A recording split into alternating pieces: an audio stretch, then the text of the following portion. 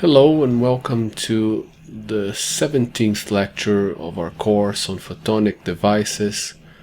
On this lecture we're going to discuss light emitting diodes, and particularly we're going to derive from basic concepts the equation that relates the emitted optical power with the forward current of an LED, a light emitting diode.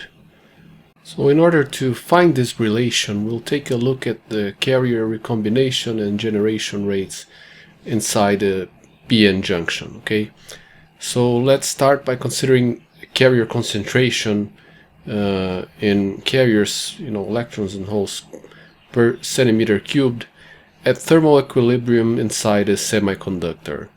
We can state that the electron carrier concentration N naught, which we're calling N naught, is going to be the sum of the intrinsic carrier concentration plus the dopant concentration. Okay, in this case the donor dopant concentration ND, because we're assuming that we're talking about an N-type material here, and for a P-type material we'll have similar things. But basically what we're saying here is that if we have the band diagram of the material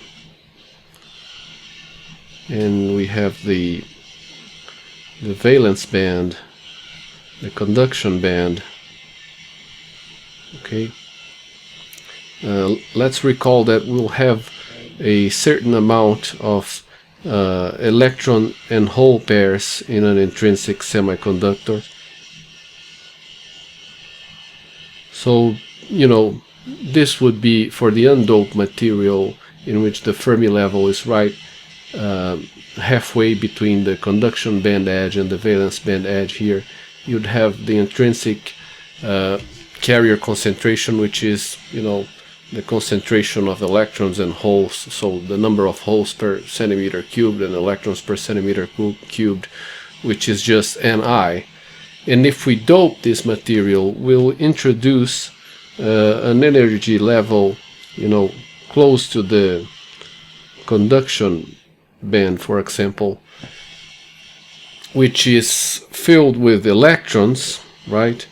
So we'll introduce energy levels close to the conduction band, which are filled with electrons, because we're doping with dopant impurities which have extra electrons, and this will increase the number of electrons in the conduction band by Nd. So we're assuming that the number of ions, the number of dopants that we're adding to the material will increase the number from the intrinsic carrier concentration to a higher number of electron carrier concentration, which is Ni plus Nd, the number of dopants.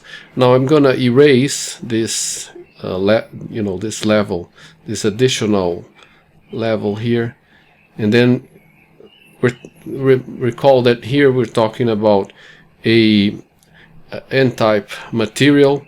If we actually drew the Fermi level here, it would be towards the conduction band like this, right?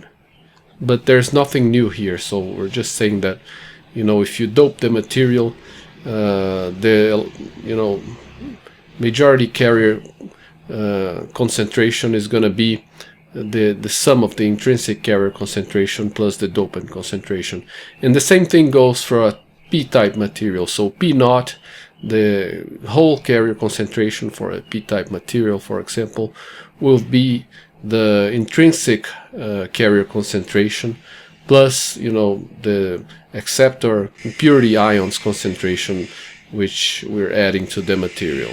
Okay, so we could draw a band diagram for this structure as well, and then we'd have the holes, the intrinsic carrier concentrations for holes and electrons, and added to the hole carrier concentration the intrinsic hole carrier concentration as we dope the material. Since we introduce a level close to the valence band, we're introducing a level to which electrons can transition to generating extra holes in the valence band by this amount, okay, Na. So hopefully this is making sense. Now at thermal equilibrium, the recombination rate, which we're calling, capital R naught, is proportional to N naught and P naught. So it's proportional to the electron and hole carrier concentrations, the absolute value, even, if the material is doped.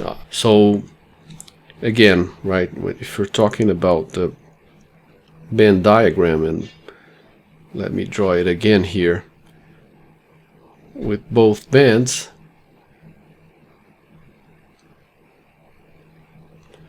and we're assuming that we have electrons in the conduction band and holes in the valence band.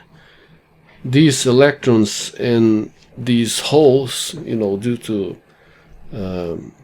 thermal action, will continuously be generated, so electrons in the valence band will rise up to the conduction band, and it will also continuously be recombining, so the electrons in the hole will continuously, as time goes by, recombine in such a way that this generation and recombination processes will keep going, and the total amount of electrons in the conduction band and holes in the valence band will remain approximately constant over time. Okay, it might fluctuate a little, but it will remain on average constant over time. But it's safe to assume that the recombination rate, so when we're talking about recombination, we're we're talking about an electron which transitions down and occupies the place of a hole in the valence band. So an electron in the conduction band which transitions down and therefore loses energy and occupies the place of a hole. So the electron and the hole recombine, right?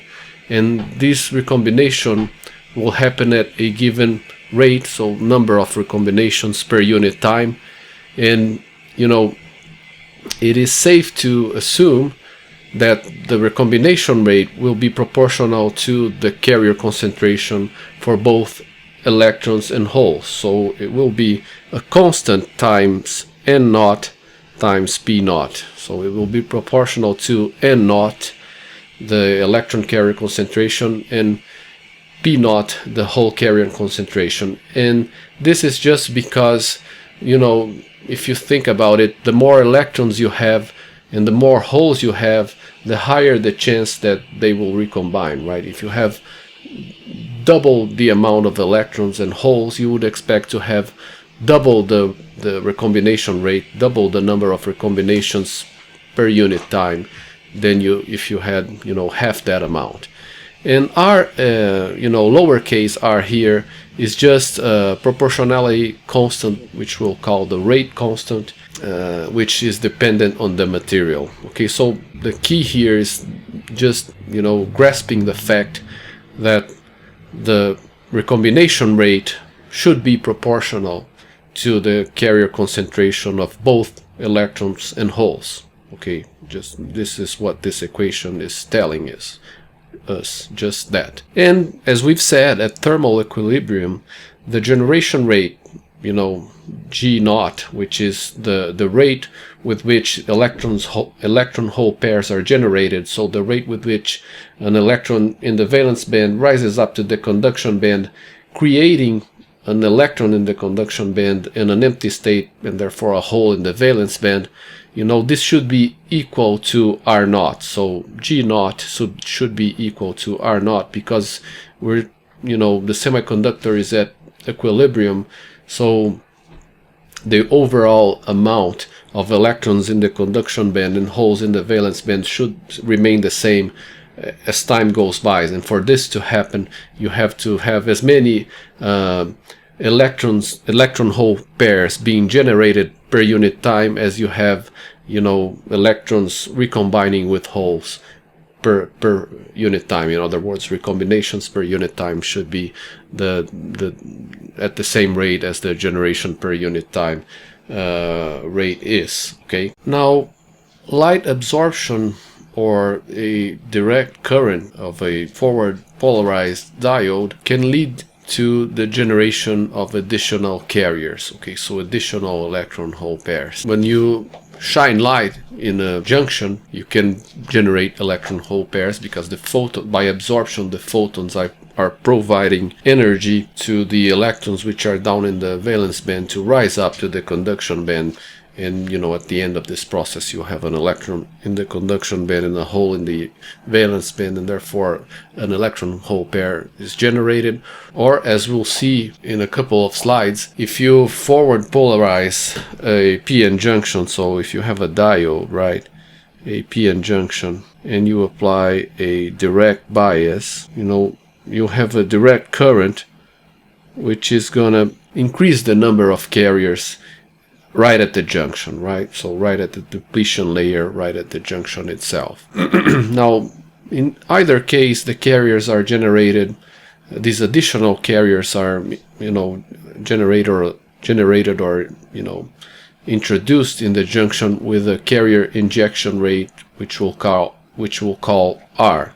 So R is different than R naught, right, which is the thermal equilibrium recombination or generation rate. R here is the carrier injection rate. So it's the rate of additional carriers which are being generated at the junction due to either illumination or direct polarization with a given current I, right? So you have excess electron and hole concentrations, which we'll call delta N. Okay, so for the additional electron carrier concentration, and delta P for the additional hole carrier concentration, and they should be the same, right? This equation is valid just because if you illuminate by the process of absorption, once the electron rises up to the conduction band, it will automatically generate a hole in the valence band because it will leave behind an empty state. So for each additional electron that is generated, an additional hole has to be generated at the same time. So therefore delta N has to be equal to delta P. Now in a direct bias junction, the same thing will happen, right? For every hole that is introduced, let's say on the right hand side of the junction here, due to the current I, an electron has to be introduced on the left hand side, and this is just due to charge conservation, right? You need to, for these carriers to be recombining at the junction. So for each hole which is introduced to the junction, an additional electron has to be introduced as well. Otherwise you'd have an accumulation of holes or electrons at the junction. So in either case, the excess carrier concentrations for electrons will be the excess carrier concentration for holes in both processes. So that's what we're stating here. Regardless of the mechanism, for each generated electron, a hole is also generated simultaneously, right? And therefore the total carrier concentration in this situation, which is quasi-equilibrium, with directly biased junction, the direct bias junction or illumination, the total carrier concentration will be the carrier concentration without carrier injection plus the carrier concentration provided by the carrier injection due to either process we've mentioned. So in other words, N, the carrier concentration, and the total carrier concentration will be N naught plus delta N, and the whole carrier concentration will be P naught plus delta P. So remember, delta N and delta P is the carrier concentration due to carrier injection at the junction, again due to illumination or the forward current, right? Now let's take a look at a direct bias p-n junction, right? So at thermal equilibrium, a p-n junction, before we forward bias it, will look like this, right? As we've discussed, the electrons in the n-type material will diffuse towards the p-type materials, and the holes in the p-type material will also diffuse towards the n-type material, and they will recombine, forming a depletion layer. And the Fermi levels will align. So I'm just recalling a few of the basic concepts that we've seen. Due to this immobile ions which are formed, which make it so that the n-type material remains at a more positive electrostatic potential, and therefore at a lower potential energy for electrons, moving the whole of the band diagram of the n-type material down until the Fermi levels align. This will make the bands bend right at the junction region, creating this barrier for both electrons and holes. So the electrons will have a hard time overcoming this barrier and moving towards the p-type material once the equilibrium has been reached. And the same thing will go for holes. The holes will have a hard time overcoming this barrier right here, in the same way that the electrons will have a hard time overcoming this barrier here. So this is just the junction at equilibrium. This represents the electrons, and this represents the holes which are in excess, which are majority carriers in the p-type materials. Electrons are the majority carriers in the n-type material. Once we've applied a direct bias to this junction, we've applied a positive voltage to the p-type material with respect to the n-type material. And as we've said, this will mean that, due to this positive electrostatic potential, the whole p-type material side will now be at a lower potential energy, because the potential energy is the charge of the electron, which is negative times the electrostatic potential. So if it's at a higher electrostatic potential, it will be at a lower potential energy, and this will bring the p-type material side of the band diagram down, right? So the Fermi levels no longer align. You have this shift in levels here. And also note that because of this movement, right, because of the fact that this whole band diagram has moved down in energy, the S-shape band of the bands right at the junction has decreased in height. Let's put it like that. So if we compare this to this, right, you see that you have a much larger potential barrier than you have right here. And this will allow, some electrons to overcome this barrier. So you have a movement of electrons from left to right, which will contribute to a current in this direction. And so a direct current in this direction, and just to the drift because of the applied electric field, and a movement of holes which will be able to overcome the barrier, the potential barrier down here, from right to left, which will also contribute to the same current here. And now, because of this, because we've lowered the potential barrier, we readily see that more electrons can occupy the depletion region here, right? And more holes can occupy the depletion region as well, right? Just because we've lowered the barrier, with respect to the thermal equilibrium condition, more holes can occupy this region down here, and more electrons can occupy this region right here in this situation. So these extra holes in the depletion layer are the delta P that we mentioned before, the excess hole carrier concentration, and these extra electrons up here are the delta N, the excess electron carrier concentration which we've just mentioned. Okay, so this is just to describe the same process a little more qualitatively, but it's the same idea. So in this situation where the junction is directly polarized, you would expect to have delta N excess electrons with respect to thermal equilibrium, in the depletion layer in delta n, delta p, right, which is equal to delta n holes per centimeter cubed in the depletion region, because you've applied a positive bias. And as you increase, you know, V, as you increase the direct bias here, the potential barrier will become lower and lower, and you would expect this delta N and this delta P to increase.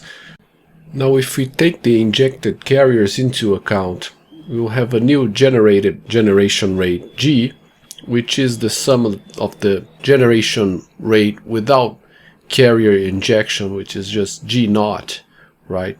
So this is without carrier injection, and carrier injection, again, you know, can occur by illumination or by applying the direct bias, right?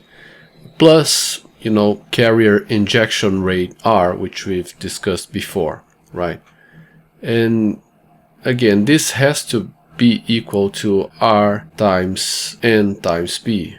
In other words, it has to be equal to the rate constant R, which is a proportionality constant dependent on the material, times the total electron carrier concentration times the total hole carrier concentration. Because again, right, even in the situation of carrier injection, the total number of generation or recombination is going to be proportional to the concentration, carrier concentrations for electron and for holes, for the reasons that we've stated before. And if we substitute here n equals to n naught plus delta n, which is, you know, the electron carrier concentration without carrier injection, plus the excess carrier concentration of electrons, and if we do the same thing for P, you know, P equals to P naught, you know, the whole carrier concentration without carrier injection, plus delta P, the excess whole carrier concentration, then we have this equation right here, right? We've just substituted N and P, and we can then, you know, just manipulate a little. So what we'll have here is R times N naught P naught, okay, it's the product of this term with this term right here, plus N naught times delta P,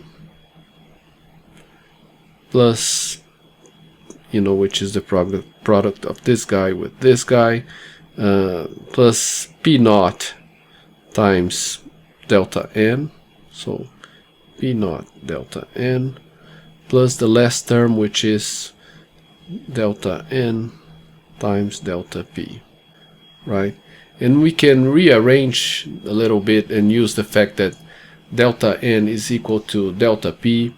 So if we substitute delta N here in place of this guy, so delta P, if we replace it by delta N and group things together, we'll see that you have one term here, which is R times N naught times P naught, which we recognize since N naught and P naught are the carrier concentrations without carrier injections, this as being the generation rate in this situation where there's no direct bias, there's no illumination, there's no carrier injection. So this is just G naught plus the injection rate R, which is this term right here, right? So R times N naught plus P naught plus delta N multiplied by delta N. So we've just found an expression for the injection rate R.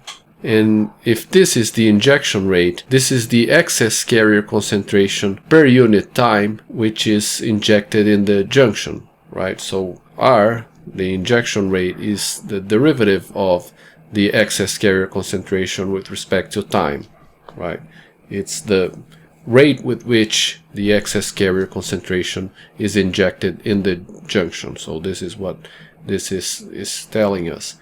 That's by definition the injection rate, and we've just found it to be this right here. Since it's the rate with which the excess carriers are injected per unit time, we can write it as being equal to, you know, the excess carrier concentration divided by a lifetime tau, okay, which is the average recombination lifetime. So we can write this, and by this definition, by comparing this equation, by comparing the right hand side with this part right here, we readily see that tau is 1 over this quantity here, right? So tau, the average recombination lifetime, is 1 over r multiplied by n naught plus p naught plus delta n. And usually, you know, the excess carrier concentration delta n is much smaller than the carrier concentration for either electrons or holes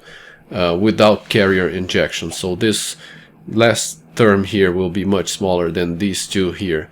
But, you know, therefore, the average recombination rate lifetime, tau, is given by this expression here. The physical interpretation for tau is that the average recombination lifetime is the average time with which an electron will remain in the conduction band before recombining with a hole. Okay, so it can be calculated. That said, there are two types of recombination. The recombinations can be either radiative,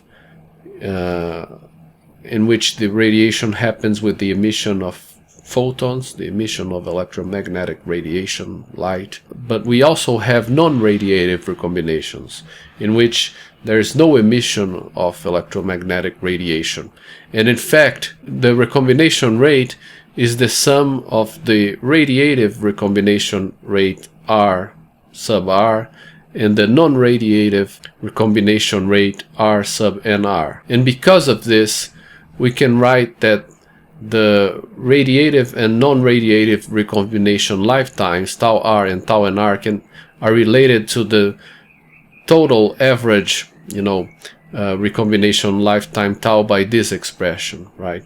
So because R is proportional to 1 over tau, we can relate tau R to tau NR by this expression here. So 1 over tau, the total average recombination lifetime, is 1 over tau R plus 1 over tau NR.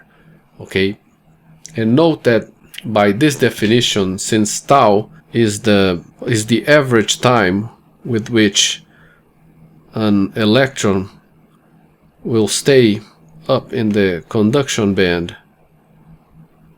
right, before recombining with a hole in the valence band. So tau is the lifetime of this process, is the average time with which the electron will remain up here before recombining.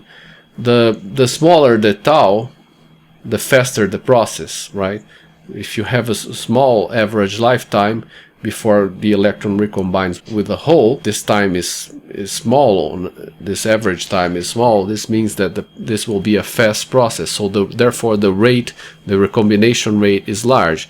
And this is true for radiative recombinations and non-radiative recombinations as well. So if this is a radiative recombination that happens with the emission of a photon with energy hf, then, you know, the larger tau R is, the smaller the recombination, the radiative recombination rate will be. So this just illustrates that the recombination, right, the recombination of an electron with a hole can happen in a non-radiative way, right, in which the excess energy, the energy that the electron has lost in transitioning down to the valence band and occupying the place of a hole, is just converted to phonons or thermal energy.